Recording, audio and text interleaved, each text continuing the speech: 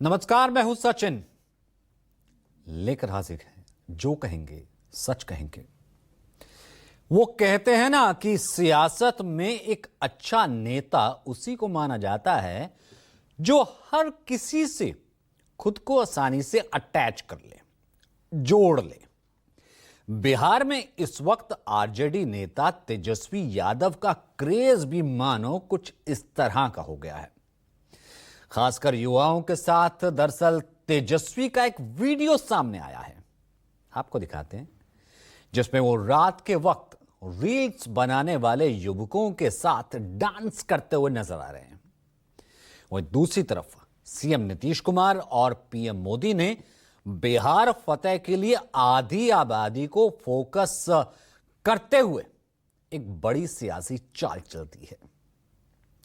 सवाल यह है कि युवाओं के साथ डांस कर तेजस्वी यादव ने क्या सियासी संदेश दिया है। दूसरा, युवा संवाद से लेकर वोटर अधिकार यात्रा तक तेजस्वी के साथ दिखे युवा, क्या यह एक बड़े बदलाव का संकेत है, चेंज का संकेत है?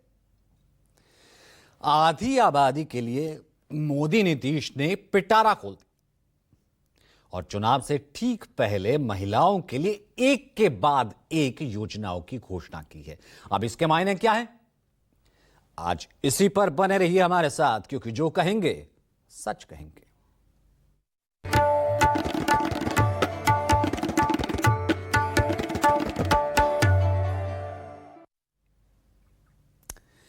युवाओं को लेकर हिंदी पट्टी का एक बहुत चर्चित नारा है कि जिस ओर जवानी चलती है उस ओर जमाना चलता है।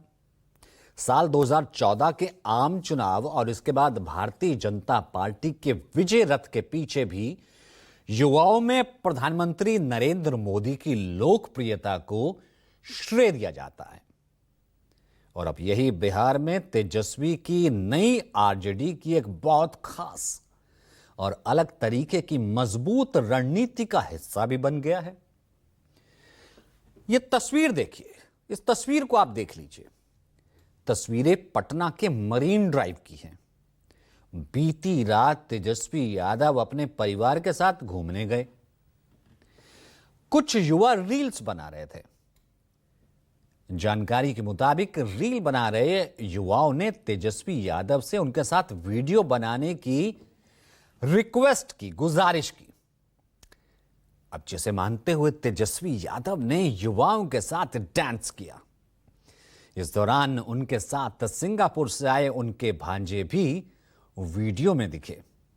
ये देखिए जरा। गर्मी, बारिश और उमस के बीच कल 16 दिनों तक चली वोटर अधिकार यात्रा समाप्त हुई। रात्रि में सिंगापुर से आए भांजे ने कहा, ड्राइव पर चलें। रास्ते में सड़क पर कुछ युवा साथी कलाकार मिले। वो गाना गा रहे थे, रील्स बना रहे थे। आग्रह करने लगे तो हमने भी हाथ पैर आजमाए। हम सब सहजता, सरलता और सुगमता के साथ युवाओं की अपेक्षाओं, आकांक्षाओं, सपनों और उम्मीदों संग कदम तालकर जाति धर्म से ऊपर उठ नए बिहार के निर्माण का संकल्प लेकर सत्ता परिवर्तन करेंगे। कनेक्ट होता है ना ये। अभी देखिए, लगभग हम उम्र नेता, पॉपुलर और ऐसे आम लोगों के बीच में अगर इस तरीके से रील या डांस करने लगे, कितना इंपैक्ट होता है। कहते हैं ना कि सियासत में नेताओं के लिए हर कदम का कोई ना कोई मायने जरूर होता है। उसमें कुछ एक संदेश, कुछ मैसेज भी छिपा होता है। यहां भी है। दरअसल युवा वैसे तो पूरे देश में रीढ़ है, मगर पूरे देश में सबसे ज्यादा युवा आबादी बिहार में है। और इसी युवा आबादी वाले राज्य बिहार में अगले महीने विधानसभा चुनाव है। अब इसे फतेह करने के लिए तेजस्वी यादव ने युवाओं को साधने की बड़ी तैयारी की है। इसकी झलक कल खत्म हुई जो वोटर अधिकार यात्रा, उसमें भी देखने को मिली थी। ये यात्रा जितने दिन भी चली, हर दिन युवाओं की एक बड़ी फौज साथ साथ चलती दिखी। इससे पहले इसी साल मार्च में तेजस्वी यादव युवा संसद के जरिए भी बिहार के युवाओं की समस्याओं को एड्रेस कर चुके हैं। उस कार्यक्रम में तेजस्वी यादव ने युवाओं के लिए कई ऐलान किए थे। जैसे युवा आयोग का गठन वो करेंगे, बिहार में डोमिसाइल नीति लेकर के आएंगे, नौकरी के लिए फ्री में आवेदन वो देंगे, परीक्षा देने के लिए जाने और घर वापस आने के लिए किराया नहीं होगा, बिहार में पेपर लीक अब नहीं होने देंगे, समय पर परीक्षा का रिजल्ट आ जाएगा, युवाओं को नशे से मुक्ति दिलाना यह प्राथमिकता होगी, साल में 275 दिन पढ़ाई की वो गारंटी देंगे, कॉलेज में प्रोफेसर को पढ़ाना होगा, कॉलेज में छात्रों के लिए 80% 80% उपस्थिति अनिवार्य होगी। सुनिए। रिटायरमेंट का उम्र क्या होता है? 60 साल। तो हमको 75 साल का मुख्यमंत्री चाहिए। बताइए, 75 साल का मुख्यमंत्री चाहिए। तो जहां युवा सबसे ज्यादा तादाद में रहते हैं, वहां रिटायर्ड और टायर्ड मुख्यमंत्री नहीं चाहिए। लेकिन ये पूरा सरकार जो है बीमार हो चुका है। नौकरी चाहिए, रोजगार चाहिए, तो सत्ता परिवर्तन करना होगा। जब जब युवाओं ने अंगड़ाई ली है, तब तब सत्ता डोला है। ये बात तेजस्वी यादव कह क्यों रहे हैं? तो इसका जवाब है प्रदेश में युवा वोटरों की जनसंख्या। इसे ऐसे समझाते हम आंकड़ों के जरिए। बिहार विधानसभा चुनाव 2020 में करीब 3 करोड़ युवा वोटर्स ने मतदान किया था। बिहार विधानसभा चुनाव 2025 में लगभग 5 करोड़ के करीब युवा वोटर मतदान करेंगे। इसी साल जनवरी में जारी मतदाता सूची के मुताबिक 18 से 39 साल के युवा मतदाताओं की संख्या 5 करोड़ यानी कुल मतदाताओं का 60% से ज्यादा है। ऐसे में इस वर्ग को साथ लेकर चलना मतलब चुनाव जीतना ही है, क्योंकि बिहार चुनाव में युवा वोटर ही गेम चेंजर साबित होंगे और यह बात तेजस्वी बखूबी जानते हैं। इसकी एक और झलक बीते 2020 के विधानसभा चुनाव में भी देखने को मिली थी। तेजस्वी यादव और पूरा महागठबंधन ये देख चुका है। 2020 के विधानसभा चुनाव में तेजस्वी यादव को युवाओं ने भरपूर समर्थन दिया था। किस तरीके से वो साथ आए थे?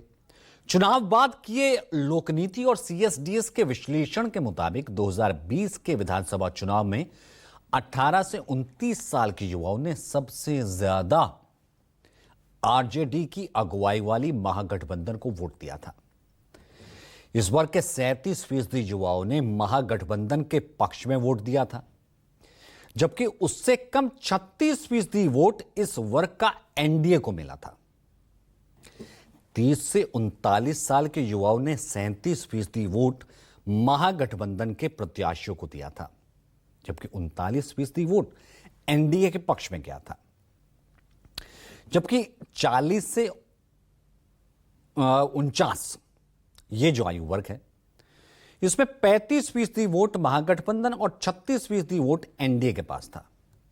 यानी 18 से 29 साल के युवा वर्ग ने तेजस्वी यादव की अगुवाई वाली आरजेडी और महागठबंधन को पसंद किया था। आंकड़ों के मुताबिक बाकी के उम्र वर्ग में भी तेजस्वी की लोकप्रियता साफ दिखी थी। इसकी वजह भी है, उस चुनाव ने तेजस्वी यादव ने नौकरी और रोजगार को सबसे अहम मुद्दा बनाया था। इसका उन्हें फायदा भी मिला था। 243 में से 75 सीटें जीतकर आरजेडी सबसे बड़ी पार्टी बनकर उभरी थी। हालांकि सरकार बनाने में महागठबंधन जरूर चूक गया था, लेकिन सबसे बड़ी पार्टी। यही वजह है कि इस बार के विधानसभा चुनाव से पहले एक बार फिर युवा बिहार की सियासत का सेंट्रल पॉइंट है। अंग्रेजी में कहते हैं ना फोकल पॉइंट, ये वही बन गया। उसके इर्द गिर्द ही सब चल रहा, जिसे अपने पाले में लाने के लिए तेजस्वी यादव हर मुमकिन कोशिश कर रहे हैं। तेजस्वी यादव युवाओं की सबसे बड़ी समस्या रोजगार, शिक्षा उसे मुद्दा बना रहे हैं, सरकार को घेरते हैं। सामाजिक समस्या की शक्ल ले चुका पलायन एक बड़ा राजनीतिक मुद्दा इस यात्रा में भी देखा।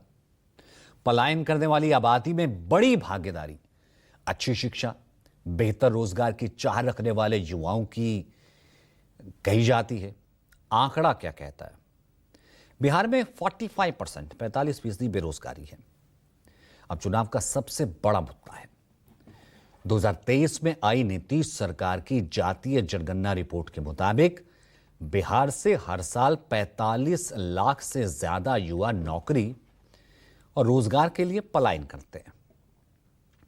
वहीं 5 लाख से ज्यादा युवा शिक्षा के लिए पलायन करते हैं। एक सर्वे बताता है कि 40% लोग बेरोजगारी को सबसे बड़ी समस्या मानते हैं। केंद्रीय श्रम और रोजगार मंत्रालय के आंकड़ों के मुताबिक बिहार के करीब 3 करोड़ लोग रोजगार के लिए दूसरे राज्यों में रह रहे हैं और यही तेजस्वी यादव के कोर एजेंडे में भी शामिल है। तेजस्वी यादव कई बार यह दावा कर चुके हैं कि जब वे नीतीश सरकार में डिप्टी सीएम थे तो महज 17 महीने में 4 लाख से ज्यादा युवाओं को नौकरी दी थी। हाल ही में राहुल तेजस्वी की वोटर अधिकार यात्रा में शामिल होने बिहार पहुंचे थे समाजवादी पार्टी के अध्यक्ष अखिलेश यादव।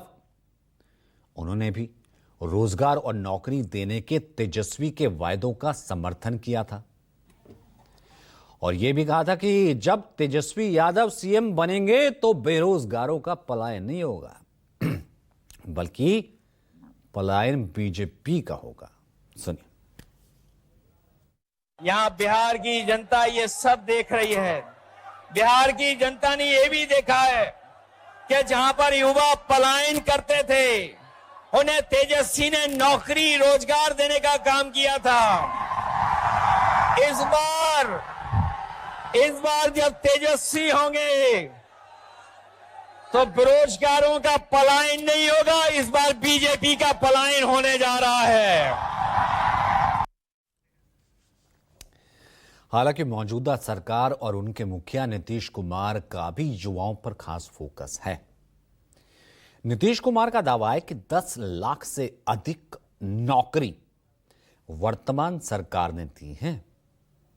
38 लाख से अधिक रोजगार भी इस सरकार ने दिए हैं और अगले 5 साल में नौकरी और रोजगार 1 करोड़ उन्होंने घोषणा की है। 1 करोड़ यानी नीतीश कुमार ने 2025-30 में 1 करोड़ युवाओं को नौकरी और रोजगार देने की बात कही है। नीतीश कुमार की नजर न सिर्फ युवाओं पर है बल्कि जो उनका कन्वेंशनल जिसे कहते हैं यानी कि जो पुराना वोट बैंक है उस पर भी है, यानी कि महिला वोट बैंक। चुनाव से ठीक पहले केंद्र की मोदी और बिहार की नीतीश सरकार ने महिलाओं के लिए पिटारा खोल दिया।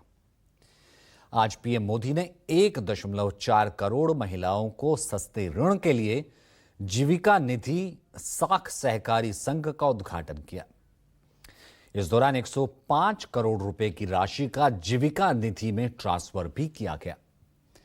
वहीं मुख्यमंत्री नीतीश कुमार ने हर परिवार की एक महिला को रोजगार शुरू करने के लिए कहा कि 10,000 रुपए की मैं मदद करूंगा।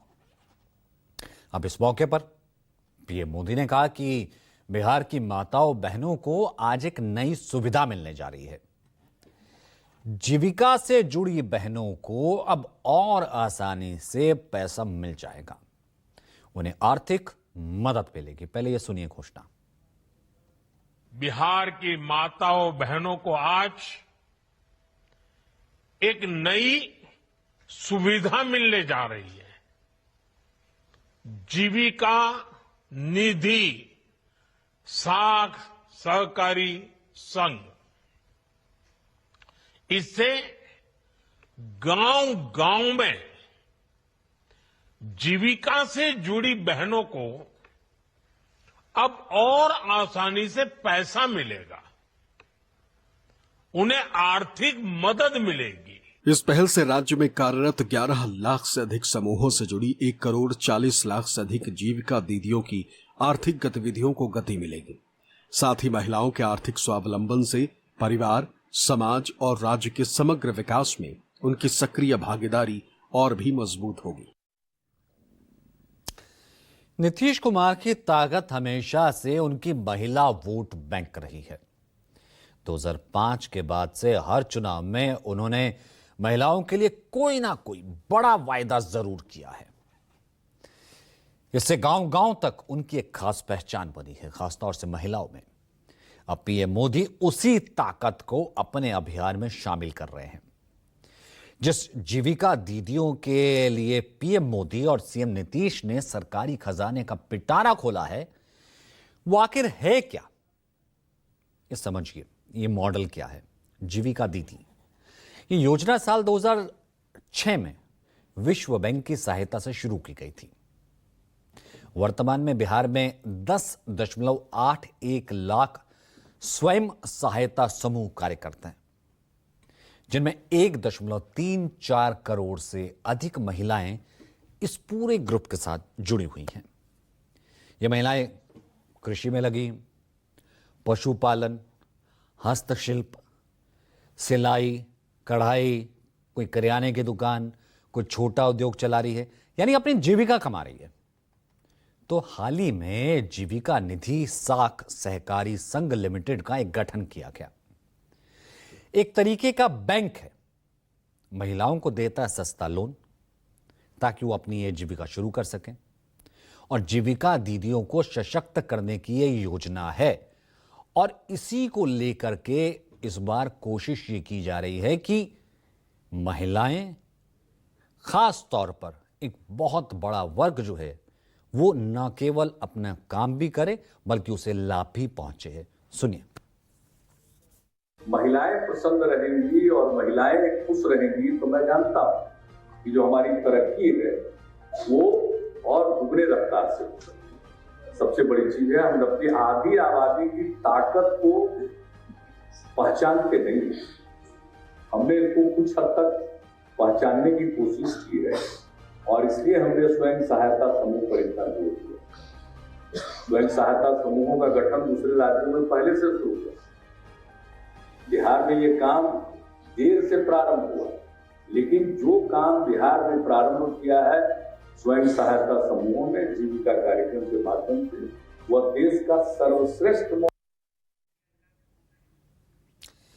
जीविका दीदी महिलाओं का समूह है और नीतीश कुमार को सत्ता में बिठाने और पिछले 20 साल से बरकरार रखने में इसने बहुत बड़ी भूमिका निभाई है। ऐसे में बिहार की राजनीति के चाणक्य कहे जाने वाले नीतीश कुमार यूं ही आधी आबादी पर मेहरबान नहीं है। इस आधी आबादी के पास 3.5 करोड़ वोटों की ताकत है।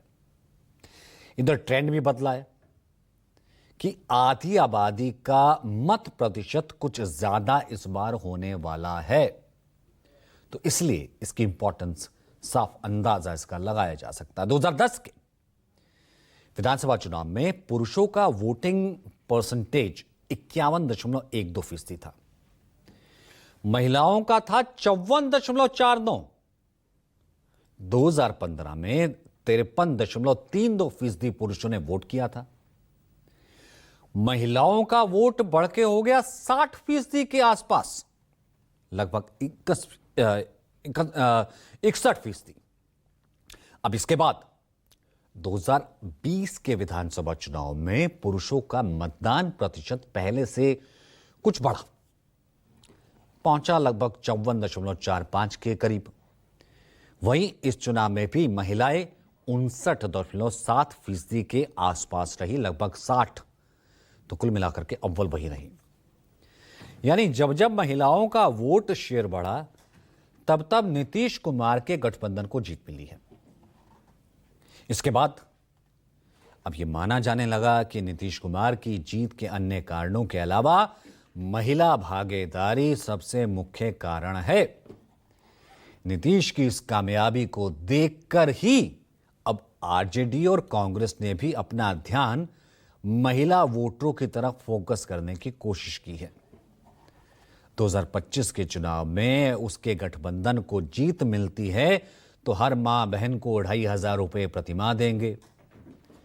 हर माता बहनों को इसका जो नाम दिया गया है माई बहिन योजना, इसका पैसा सीधे बैंक खाते में जाएगा। यानी 2025 के विधानसभा चुनाव में महिलाएं पहले से ज्यादा निर्णायक स्थिति में हैं, पहले से ज्यादा डिसाइसिव है। इससे पहले 2020 में चुनाव में महिला मतदाताओं ने एनडीए की जीत में बहुत अहम भूमिका निभाई थी। जिस तरीके से जीत हुई थी, लोकनीति सीएसडीएस के एक सर्वे के मुताबिक नीतीश कुमार के नेतृत्व वाले एनडीए की सत्ता को बचाए रखने में महिला वोटरों ने अहम भूमिका निभाई थी। महिला वोटरों का 41% मत एनडीए गठबंधन को गया था, जबकि आजट नेतृत्व वाले महागठबंधन के हिस्से में 31% के करीब वोट आया था। अब जाहिर सी बात है, आधी आबादी के बल पर ही नीतीश कुमार लगातार जीतते आए हैं और आधी आबादी को रिटर्न में भी उन्होंने बहुत कुछ दिया है। पिछले 2 दशक में उन्होंने जितने भी फैसले किए उनमें महिलाओं की प्राथमिकता का ध्यान रखा, महिलाओं की भागीदारी का ध्यान रखा। 2025 तक उन्होंने महिलाओं की हिस्सेदारी की जिम्मेदारी को बढ़ाया है। 2006 से शुरू करते हैं मुख्यमंत्री बालिका साइकिल योजना। 2006 में ही पंचायती राज संस्थानों में महिलाओं के लिए 50% आरक्षण उसी वक्त कर दिया था। साल 2007 में नगर निकाय संस्थानों में महिलाओं के लिए 50% आरक्षण। 2013 में बिहार पुलिस बल की बहाली में 35%। 2016 में सरकारी नौकरियों में महिलाओं को 35% आरक्षण। 2025 में सरकारी नौकरियों में अब सिर्फ बिहार की महिलाओं को ही 35% आरक्षण है। साल 2025 में आशा और ममता कार्यकर्ताओं के जो वेतन है उसमें भी बढ़ोतरी हुई है। तर्क ये कि आर्थिक रूप से ये मजबूत होंगी, उस घर में सरस्वती आएगी, लक्ष्मी का वास होगा। शैक्षणिक रूप से महिला सशक्त हो जाएगी तो घर से गरीबी दूर हो जाएगी। इन दावों के साथ ये तमाम योजनाएं लेकर के ये सरकार आगे चली। सुनिए। पंचायत में क्या किया हमने? 50% महिलाओं का कर दिया और उसमें तो हिंदू मुस्लिम सब है। अब 4 चुनाव हो गया। पंचायत में 6 में शुरू किए और 2007 से हम लोगों ने शुरू कर दिया नगर निकाय का। तब दोनों का तो 4-4 चुनाव हो गया। कितना हो गया? कितनी पढ़ाई हो रही है। तो कुल मिलाकर कहें तो अब की बार बिहार की चुनावी तस्वीर में युवा और महिलाएं सबसे ज्यादा डिसाइसिव हैं। जाहिर है ये तबका जिसे सबसे ज्यादा पसंद करेगी बिहार में उसकी सरकार बनेगी। आज के जो कहेंगे सच कहेंगे कि इस एपिसोड में इतना ही। हमें दीजिए इजाजत, फिर होगी आपसे मुलाकात। नमस्कार। आपको